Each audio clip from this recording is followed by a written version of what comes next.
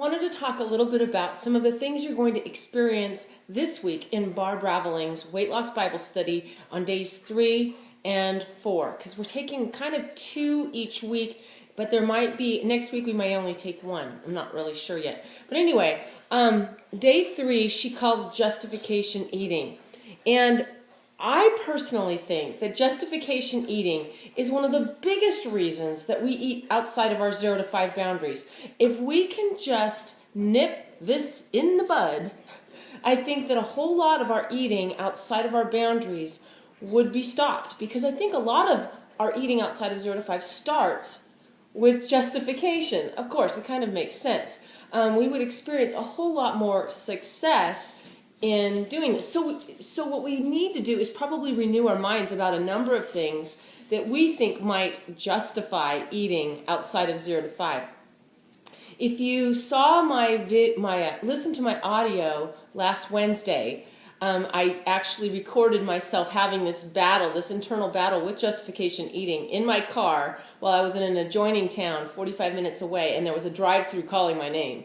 If you didn't get a chance to hear that yet, go back to Wednesday's, the date would have been the 6th. Go back to the 6th and listen to the second post I put on the blog that day, and you'll see my struggle and what I decided to do with that, as well as the results. I posted the results afterwards. Anyway, that was an example of justification eating, but I emerged victorious, which is a good thing. Yay! Anyway, the more I work on breaking bad habits, Barb says, the more she realizes how deceitful her mind is. And that is really why we need to renew our minds. Our minds are deceitful. We may think the 0 to 5 thing makes it so simple. Well, it is simple, but it's not easy because our minds are deceitful. The scripture says as much. And we, as Barb says, we rarely come right out and say, I'm going to break my boundary right now. We rarely say that. Instead, we kind of lie to ourselves and justify it by doing so. So she makes a list of lies that we tell ourselves. Now, what I want to do is add a caveat, a warning, a watch out. There's one in particular that I don't want to trigger any of us back into our old dieting mentality challenges. If you see anything in Barb's material that talks about dieting or calories or points, I want to challenge you to don't go down that road of thinking about calories, but instead capture those thoughts, renew your mind. You don't need to do the calories or the points or whatever. We're talking 0 to 5 as our primary boundary. So for instance, the lies we tell ourselves, Barb says in number 3, one lie that she has told herself, this is only 200 calories when it's really 245 calories. The lie that you and I might be more prone to tell ourselves as faithful thin withiners is, well, I'm at a 0, wink, wink. I'm just sure I'm at a 0. After all, it was 4 hours ago when I had my last meal. It doesn't matter that I ate too much or whatever it might be. And so that might be a lie that we tell ourselves. Or we might tell ourselves a lie that it doesn't matter if I eat now because I'll be at a 0 in an hour anyway. Okay, I want to caution us. Yeah, it's really easy to bend and flex, and sometimes those bendings and flexings of our boundaries can be led by God. And I will give you examples of those later on in our study when God led me to bend and flex my boundary. But for now, I want to encourage you, unless you know that God has led you to bend and flex with your boundaries, be on the lookout and consider that a red flag, that you may be lying to yourself. Your heart is deceitful. My heart is deceitful.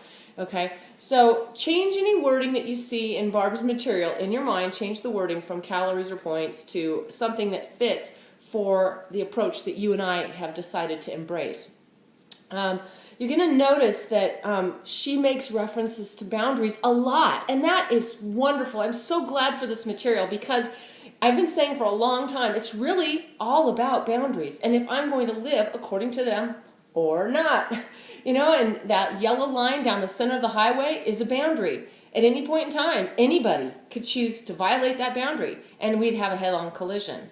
Another boundary, we kind of know better than to do this, and it's a law besides, is when I'm in a shop, a store of some sort, I don't just pick up what I want and put it in my purse or in my backpack and walk out with it without paying for it.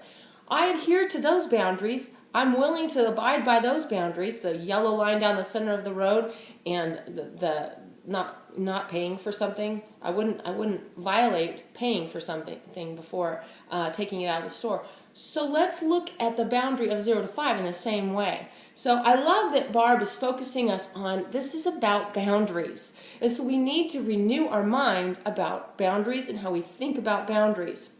Simply, I guess I would summarize some of the thought about boundaries this way. Do I really think that I can live without a boundary relative to food and eating in this area of my life? What has history shown me? And do I really think that I can trust myself that, no, now I don't really need the boundary. Right now is okay for me not to use my boundary. Okay, history tells me that that's not going to work for me. Okay, so day 3, talking about justification eating, does a really good job of having us look at that and how justification can kind of whittle away at our boundaries. As an intro to Barb's day 4, on indulgent eating, she talks about an experience that she had being on a dance team. And I would wager that many of us have had similar experiences, maybe not on a dance team per se, but where physical size and appearance, especially regarding weight, was made of supreme value and importance in the eyes of an authority figure in our lives, maybe as young children or as young teens. And this can cause us to have some real deep-seated challenges with regard to how we value that now. And that is something we're going to have to renew our minds about. Do you believe that your size determines your value? Do you believe that God looks upon your size and either with favor or without favor? Ask God to show you if the thoughts that you have about being a certain size, whether it's large or small, thin or heavy, muscular or flabby, whatever, ask Him to show you, do these thoughts that I have, God, pass the Philippians 4:8 test? Noble, good, true, excellent, praiseworthy, etc. Barb talks about truth journaling this week in her day 4. And I don't want you to worry about truth journaling just yet. It's something that she mentions and teaches about in her Freedom from Emotional Eating Bible study. But I'm going to be posting a video that shows you how I approach truth journaling, I think on Wednesday of this week. So be watching for that. I don't want you to worry about truth journaling just yet because you may not be familiar with that.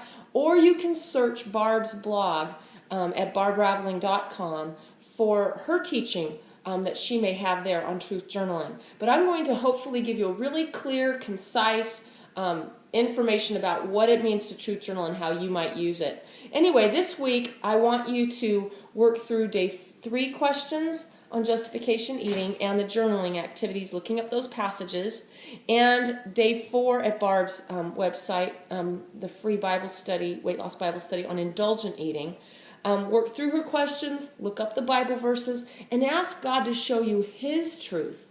What is His truth about this? And God, would you show me what I believe that doesn't line up with your truth, with what you want me to believe about this? And then begin to capture those thoughts that you have that aren't in alignment with His thoughts.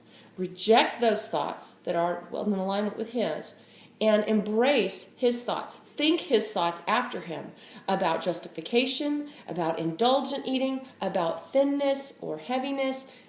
Begin to just piece it apart. Yes, you have a renewing of the mind goal, and that remains throughout this study. Keep working on that single thing unless God leads you to change it or to add to it. But in addition to that, you'll catch on along the way. You'll catch yourself thinking things that you know aren't God's thoughts, and use that as an opportunity, even on the fly, like I did last Wednesday. Whoa, this isn't from God. What is a thought about this that is from God that I could think instead? We want to trade what we're thinking, the lie for the truth, my fleshly thoughts for God's godly spiritual thoughts. All right, so that's your assignment this week. Day 3 and day 4, post to the blog to get your name put into the drawing this week. You get to choose between a Thin Within book, a Hunger Within book, or an hour of coaching. Have a great week.